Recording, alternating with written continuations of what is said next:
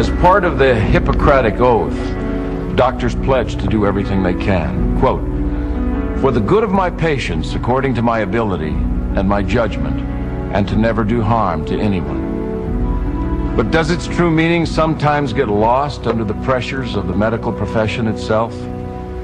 Dr. David Sanders was an emergency room doctor who held strongly to the ideals of the Hippocratic Oath, and it was his first night at a new hospital, a night he would remember for the rest of his life.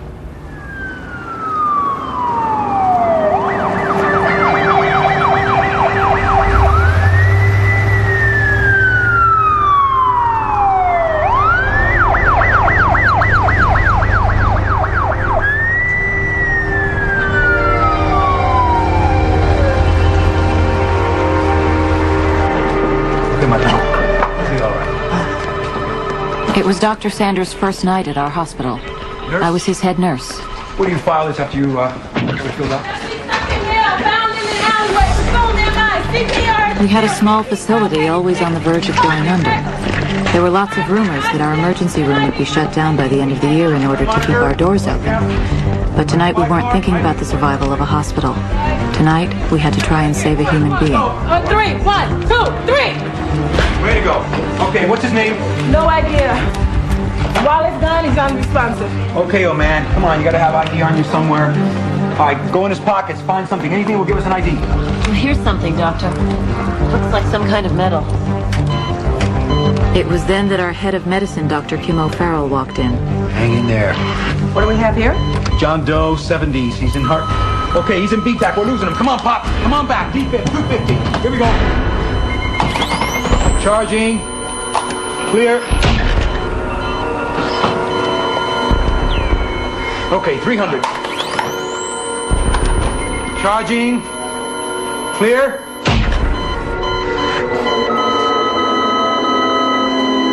Flatline. Got a name yet? Nope. It's just another homeless guy.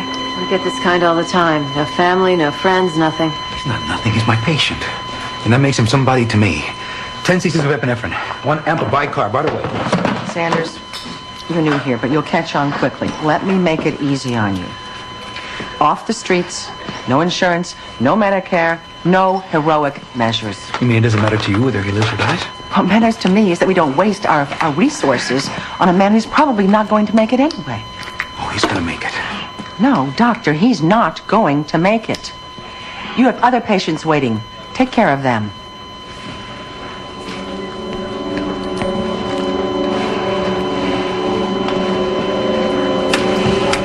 No response. Do you want to call it, Doctor? Paddles, 250. But Dr. O'Farrell, Paddles, 250. he doesn't have a heartbeat. I heard a bip. Didn't you hear a bip, Candelario? Paddles, 250. Look me up. Charging. 350. Clear?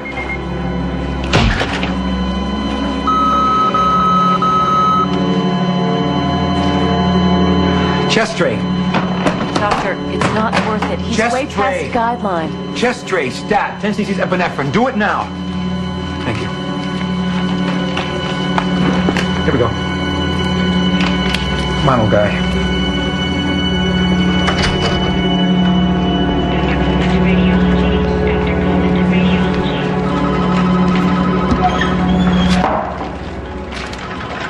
Sanders, I will not tolerate insubordination in my hospital. When I give you an order, I expect it to be followed. Do you understand? I thought I could bring him back. Well, you didn't. All you did was waste time, and time is a luxury that we don't have. Good day, doctor.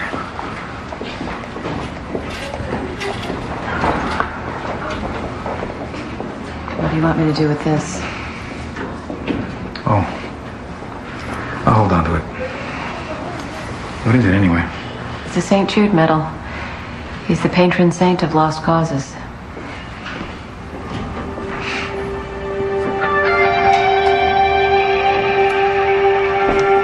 May I help you? We're here to identify my father-in-law, Ray Whitcomb. When was he admitted? Oh, yeah. Boy, those two last ones were rough. Yeah, first night is always the roughest. Thanks. You'll be all right. Thanks. Let me check for you and see what I can find. Look, he died of a heart attack. Just check, please. The paper said that he was brought here last night. Whitcomb. W-H-I-T-C-O-M-B.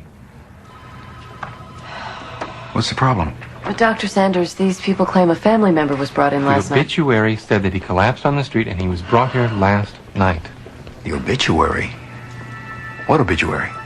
Sir, only one person died in this hospital last night, and his name hasn't been released to the papers.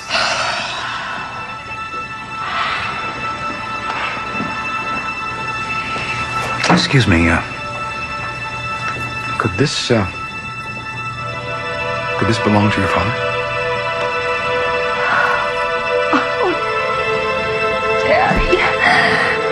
What brought them to our hospital? There couldn't have been any obituary. Their father had only died hours before. Yet here they were, and in their grief, they were giving value to the life of our John Doe, a life that Dr. Sanders had valued all along.